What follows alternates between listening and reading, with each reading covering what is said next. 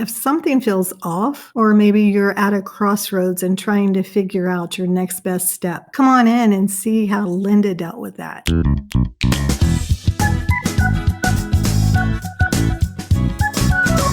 It's time for the Becoming a Profitable CEO podcast, and it's all about providing you with the tools to succeed on this ever-evolving business-building journey. My mission is to make sure you know you are not alone, that it is possible, and that you, yes, you, can do this. You matter. The world is a better place for having you in it, and your voice is needed. I'm Teresa Cleveland, and I believe that we can all make a difference, and that having a successful online business is one of the best ways to do that. Let's get to it.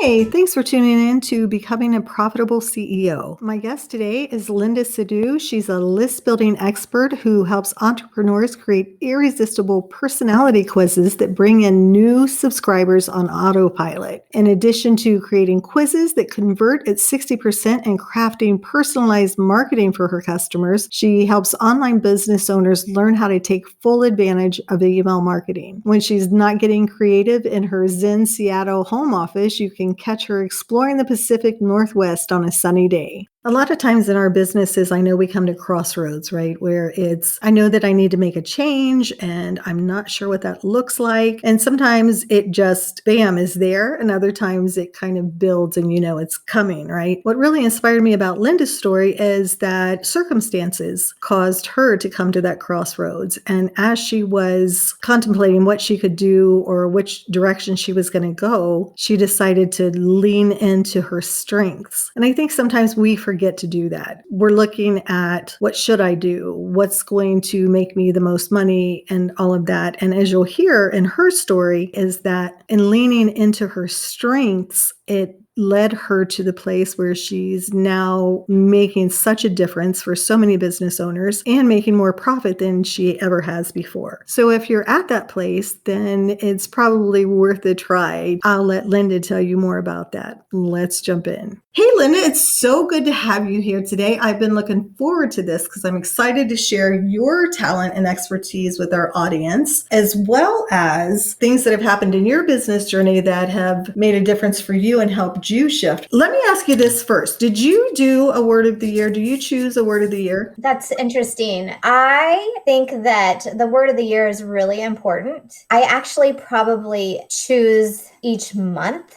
what I want to invest and spend my energy on. However, to answer your question, I did choose a word of the year and I don't remember it, but my biggest goal this year is about growing my list and growing my audience and putting a lot of intention on that growth and building a community. And then next year, my strategy is to do a little bit more launching and coaching and community events. But this year is more just taking a step back and kind of pulling the bow and arrow back before I exert all the energy. All right, nice. I was talking with someone this morning who he was saying that he saw this picture of these people at the starting line and like leaning forward but you sometimes have those people that feel like they're behind, but they're actually like the slingshot, right? They're like back there and the momentum's building so that they can spring forward. And that's what it sounds like, with you, you're just setting that, right? So that you can just move forward like that. Well, Linda, share with us, if you will, something that happened on your journey.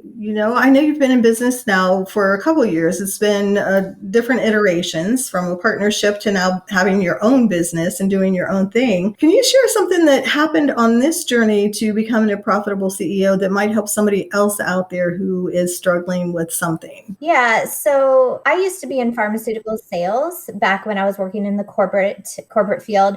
And once I had my son, I decided to stay home. And when I stayed home, I decided to dabble into the network marketing field, mainly because I missed communication with other adults and having team camaraderie and feeling progress, because usually my day didn't look like there was any progress being made. And when I could see the needle moving, it made me feel more confident and excited. But most of all, I just missed that community of interacting with other women. And through the years of network marketing, I actually learned a lot. It's almost like waitressing back in the day. Like, being a waitress, you learn a lot about people and you see how people treat you and then how you don't want to be treated in general. And so what that did was it really trained me to understand what different success looks like. And it also was a time where I didn't have a lot of success in my life. So it was really frustrating. And once my son went to kindergarten, I decided to launch my own business. And I did launch with a partner, and we focused on email marketing because it was my knowledge that you wanted to build a foundation for your business. And a lot of people in network marketing didn't do that. And so that was where I really felt the calling to help other entrepreneurs just build a foundation for their business. And unfortunately, that was the same year, 2020, I came out guns a-blazing, and then, life was out of our control. There was a pandemic that hit. And so it was hard enough to navigate by yourself as a mom, let alone having a partner with you who was also a mom and navigating her life. So unfortunately, in August, that came to an end. And it was in that moment where I was really at the crossroads to say, am I going to do this or not? And part of me knew how hard it was to launch a business and, the struggles and the frustrations. And, I was wondering if it was even worth it. But because I'm just, naturally an entrepreneur, I always knew I was going to own my own business. And I really want to help people. I honed in on my strengths. And it was in that moment that I realized that my sales background in pharmaceuticals partnered with my personality. I love personality tests. I love understanding people's personalities. I was trained on how to sell to different personalities back in the day. And so, and then also when I worked on list building and building a foundation and list growth, I realized where I could hone in on my strengths was creating personality quizzes. So I did relaunch a business last fall in 2020, right after I closed a business with my previous partner. And now I'm having more success than I've ever had with the network marketing, my old previous business partner, mainly because I'm focusing on what my strengths are and how I can help people. And I've doubled down on it. I love that so much because so many times we're presented with all these different opportunities that we can do. And that's something I learned, a big lesson years ago, was just because I can doesn't mean I should, right? But in the moment, it's like, yeah, this is great. And it brought you to where you are. But it's when we step into that power, that thing that we know, your strengths, that it's just like, well, of course, this is what I should be doing. So along the way, did you have any indication, though, that you were not doing the right thing? But when you were doing that with the email marketing and the foundation, did it feel right? Or was there something that you felt like, I don't know, something's still not that thing? Yeah, it's really hard to get clear on what your strengths are and where you can shine the light to help other people. And so I wouldn't say it didn't feel right. I just didn't have the clarity yet. And so I just it was like a breadcrumb thing. I kept following the crumbs and being like, this worked, this didn't, and doubling down on what worked. And around the time when the pandemic hit was when just after I created my very first quiz to build my list with my partner. And what happened was people loved the quiz. I had success right off the bat.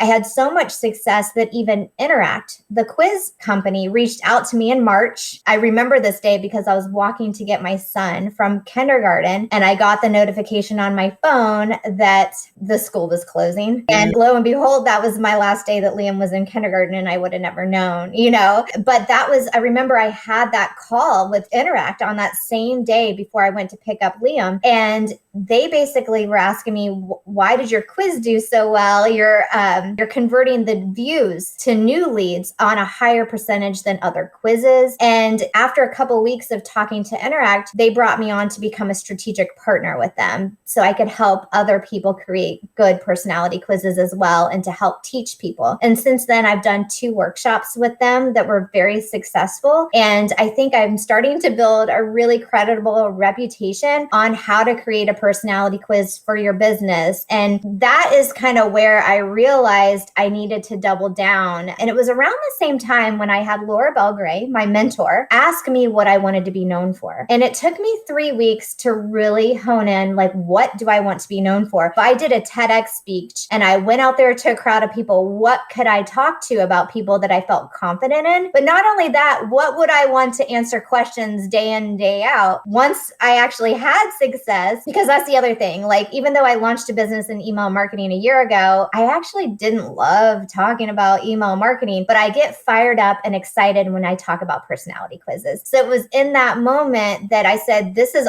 an obvious strength I'm having, and I enjoy talking about this. So that's when really the idea started brewing that I should focus on creating personality quizzes for business owners to help them with lead generation. Thank you so much for sharing that. That's wonderful. And I think there's a couple of things in there. I think there is, number one, show up and do what you're doing. You never know who's watching. You were just doing your thing, right? You weren't trying to get Interact's attention. You were just doing your thing, and people are out there watching. I keep hearing that from different online business owners that I talk with, and even here on the podcast, that is so many times it's like people show up and we don't even know they're there. And it's like, how do you know?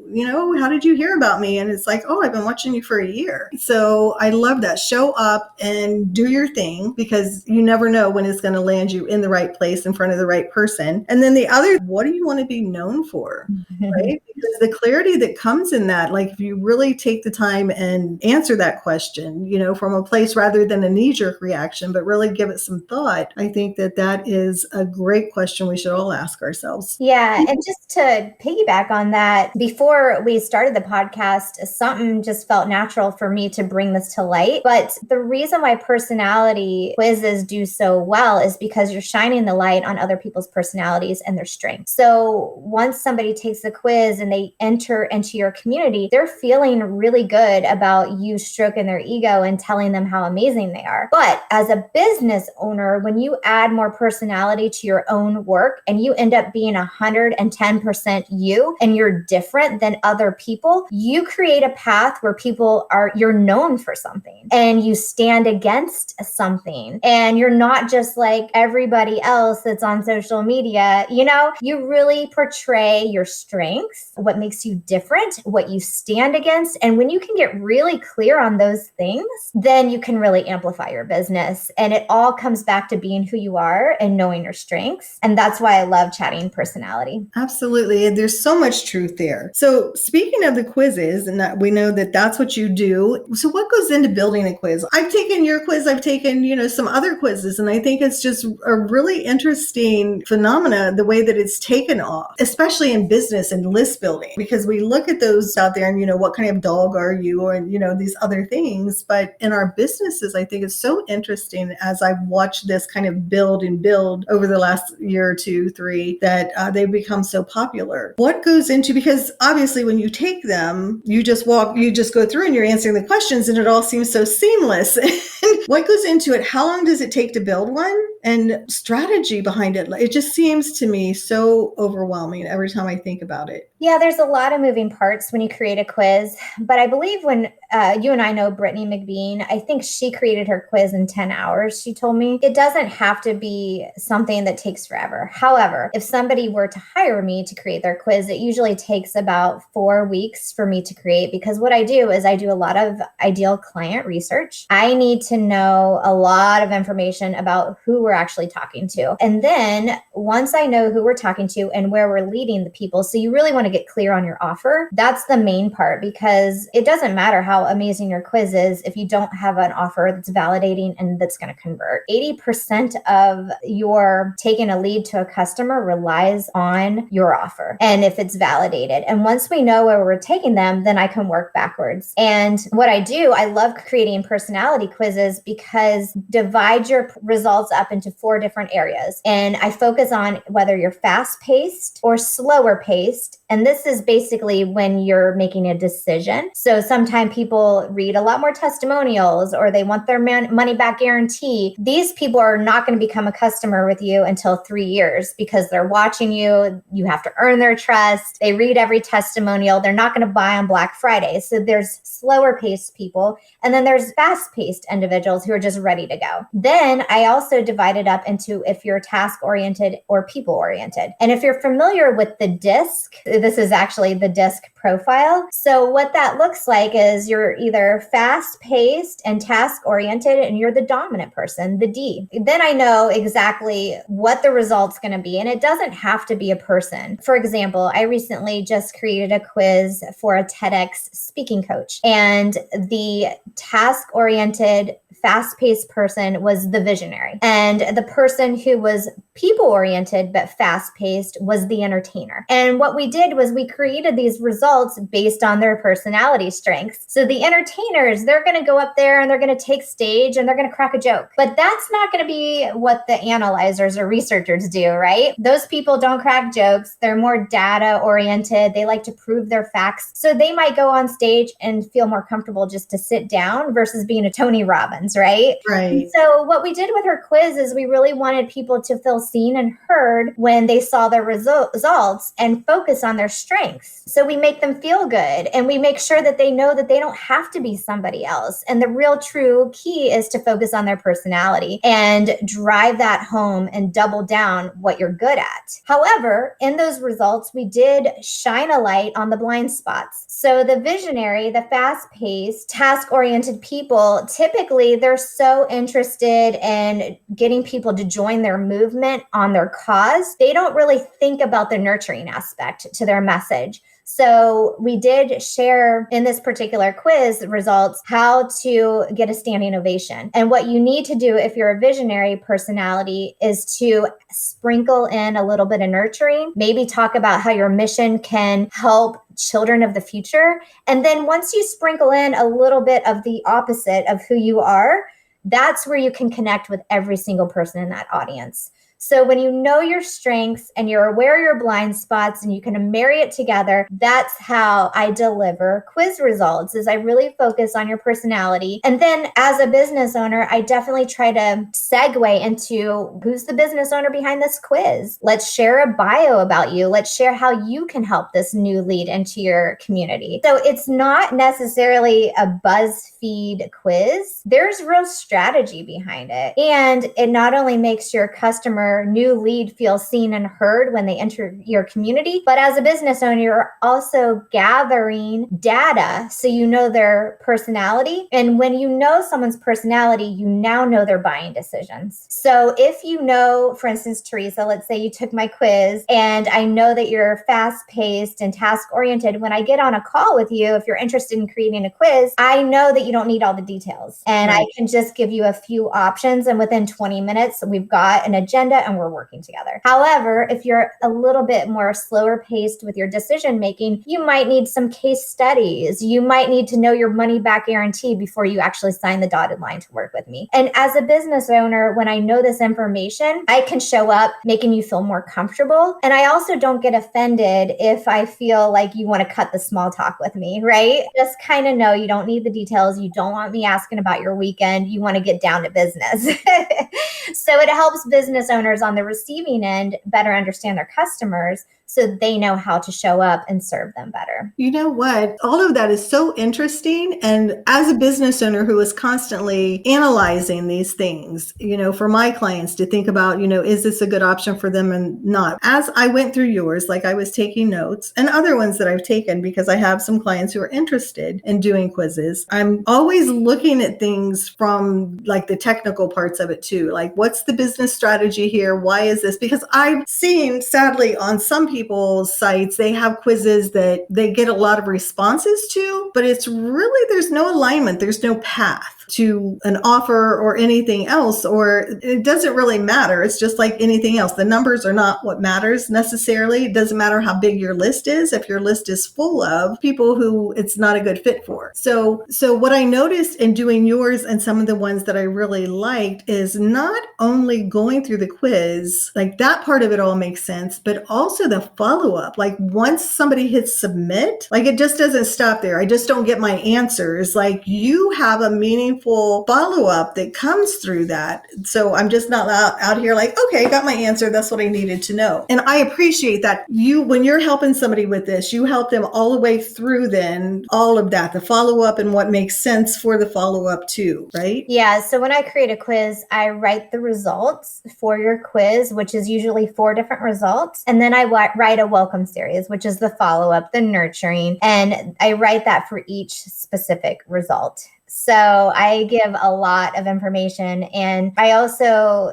deliver on the welcome series as a way to remind people that they took the quiz and what their result was. Typically, they don't think there's a business owner behind it. So it's just, showing them the quiz results again so that they can get really clear on their strengths. And then we kind of take them through a path where we take them straight to your offer. And some people like to sell in the 3rd email. Some people wait to the 5th email. But at the end of the day, I actually enjoy sending out and recommend doing the welcome series every single day. Because when people take a quiz, they're coming in hot. They're really excited. They usually love the results. But as a business owner, I prefer to send out the welcome series every day after the quiz. So I write 5 emails. And if you took my quiz on a Sunday, you get the first one immediately, where it's like, here's your quiz results. And then Monday, Tuesday, Wednesday, Thursday, you get follow-up emails. And by Thursday, I'm already selling to you in that last email an offer that's attached to it. So it's got a very clear path. But the reason why I'm so aggressive and sending people an email every single day is because I also intentionally want to get people off my list if they're not interested in my services. Because a lot of people don't realize when you build an email list, you're building a list of buyers, and you want to have a successful business. So as much as you want to have a quiz as a lead generation tool, and you want to have fun with it, and you want to get a lot of people to share it, yeah, that's great. But you also want to be strategic and make sure that you're selling to them in that last email. You have a potential next steps for them, but also getting a little aggressive on the emails, making sure people get off the list who were just there for fun too. Thank you so much for sharing that, because I think that a lot of people that I've talked to, when they think about a quiz, think, oh, I don't know what I would write or what the responses, even what the options would be. So they think about that. But then when I hear, because I've heard that 4 to 6 weeks to have a quiz done, and I've, watched some of your stuff and follow you on social media. So I know that that's accurate, 4 to 6 weeks. And when I tell people that, they're just like, oh my gosh, why does it take, no way does it take that long? I'm like, but it does, because what you're saying is you do the market research, you do the workup on the business owner themselves, you're creating all the content, the results to the quiz, the follow-up to the quiz. I mean, and if there's 4 different outcomes and you're writing emails to it absolutely, I can see where it would take that long. So I want everybody to hear that and really realize it's not just sitting down and slapping it together. It's not like a fill in the blank kind of thing. Right. And that's the thing that makes me different, is I really focus on the strategy behind it. And I think a lot of people who think of quizzes, if you ask them, they just really want to build their list. They're not thinking about the strategy, nor are they thinking about selling off of it. And they haven't even thought about how to personalize it. What I'm teaching my business owners is really personalized marketing. And when I talk about personalized marketing, that's going to be the new marketing that we do moving forward, because you already see grocery stores that do it. For example, QFC, which is also Kroger's out on the East Coast, if you're not on the Pacific, they send you coupons based on your card, right? So when you're not in the grocery store and they notice that after a few weeks, they start sending you coupons on the bananas and the bread and everything that you're used to buying. Why do they do that? To get you back in the store, right? Well, that's the same thing I think marketing is going to go towards in the future, is you're going to get more people and business owners doing personalized marketing. And for me, I actually know who buys my Done For You quizzes. It's the fast-paced, task-oriented person who's very successful, doesn't have time to do it themselves, and so they just want to hire someone. So now that I'm very clear on that, my sales page to that person can be very direct. It can give options, and it could really cater towards their buying behavior. And what happened to the quiz that I created for the TEDx speaking coach is, even though she was a visionary, what happened is she was attracting a lot of people that were exact opposite of her. She was attracting people who were very nurturing and slower paced individuals. So what we did with the data on her quiz, once we realized realized those were the people who were attracted to her and who wanted to do the TEDx speeches, the ones who wanted to change the world and talk about climate change, right? Then we started sprinkling in some more nurturing messages so that way they felt more validated. And so it's sort of an ongoing case study with me right now. She just closed her cart yesterday. I'm really excited to go back and look at the data. I even gave her how to personalize message these people and do videos to them and really show them that their, what their secret sauce, their message can be heard on stage and they can change people's lives. So we designed a way for her to speak to those people individually to make them feel confident into her program. So they at one point can change their lives and change other people's lives too and get on that stage and talk. And I think that this is where that differentiator comes in, because you do have those people who are just younger in business. They just don't know what they don't know yet. And so for them, it's like, I just want to build the list. I want the list to grow. And then it's kind of that more mature business owner who is like, right, but I want to make sure that I'm able to use this time and effort, that it's not just for numbers. There's got to be a conversion rate. So Linda, you put so much time and effort into this. What's pricing like? It depends really, because,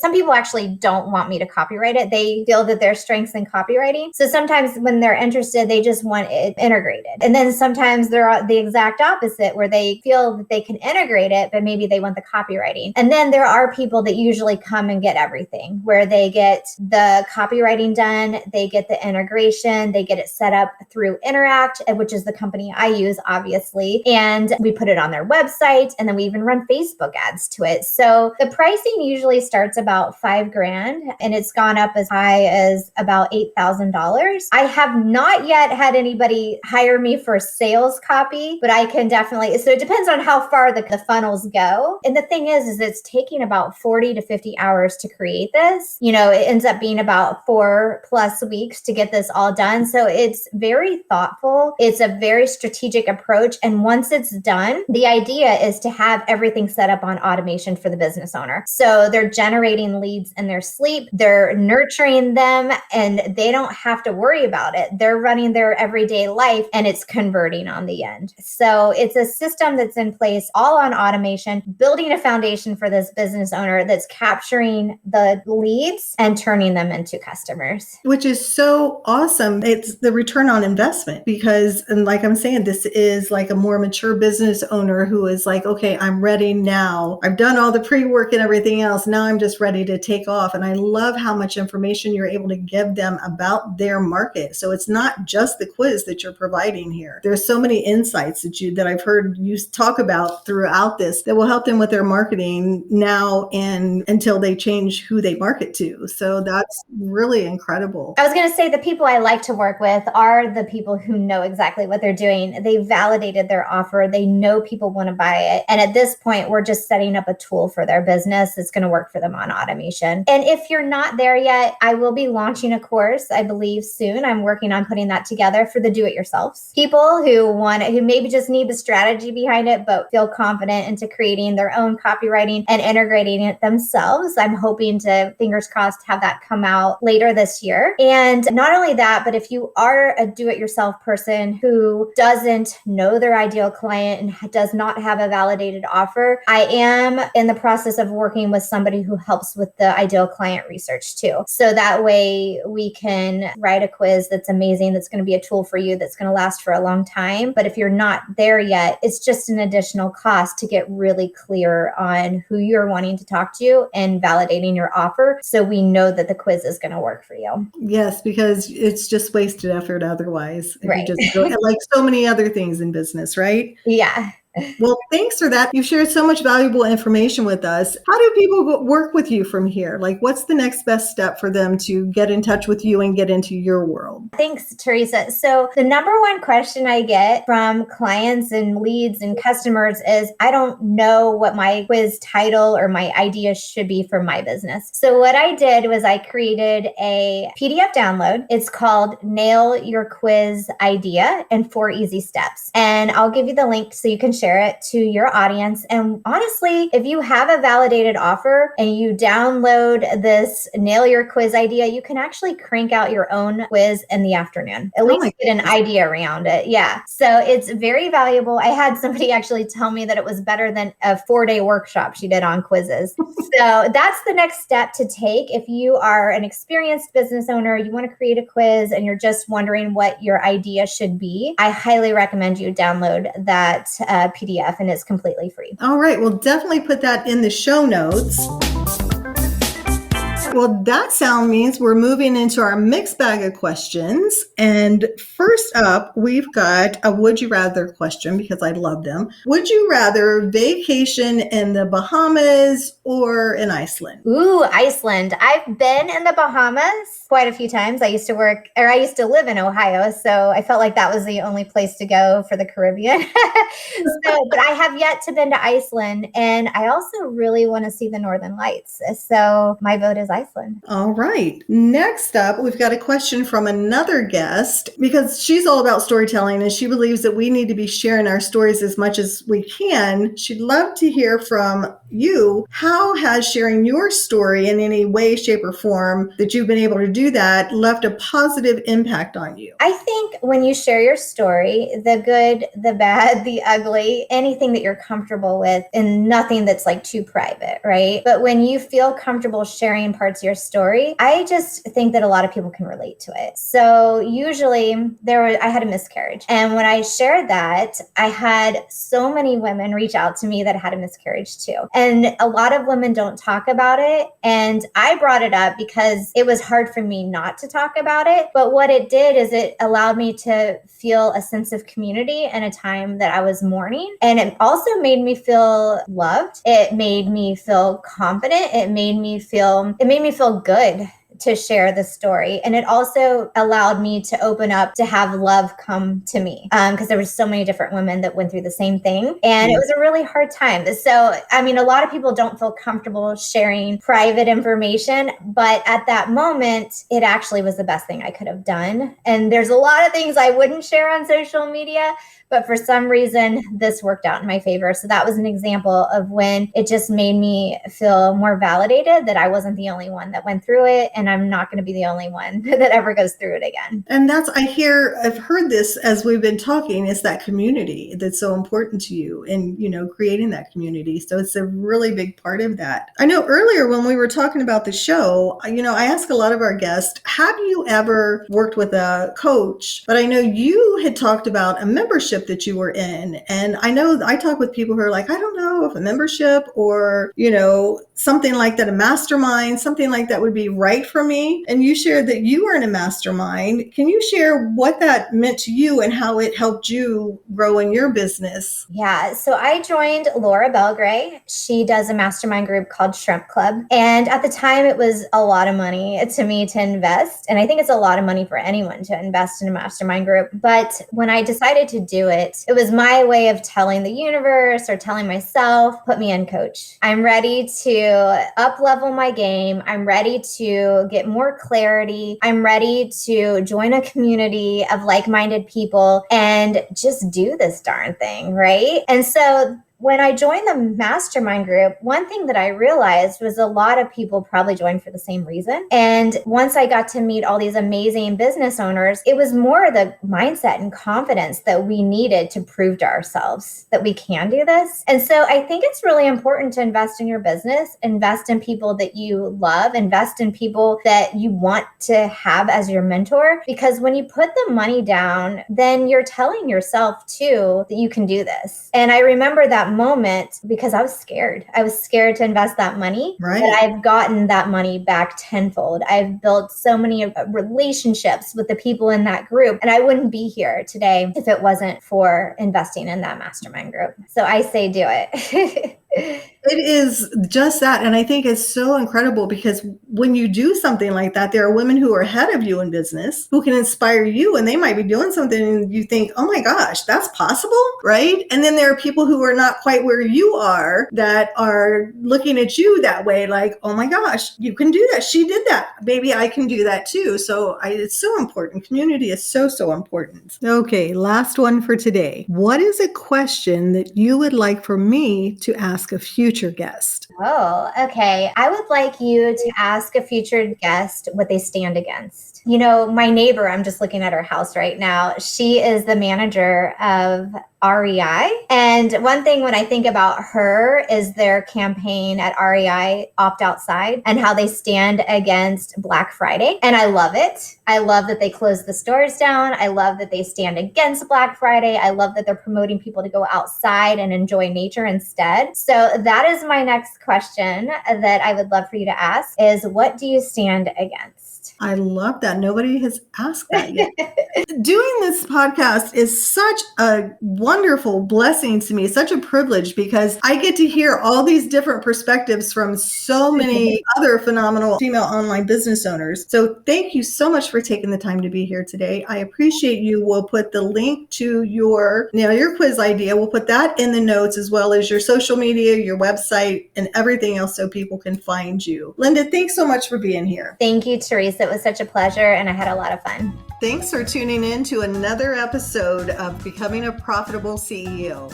I'll be back next week, but in the meantime, let's continue the conversation. Head on over to our Facebook group at thepurposefulceo.com/Facebook and share your take on today's episode.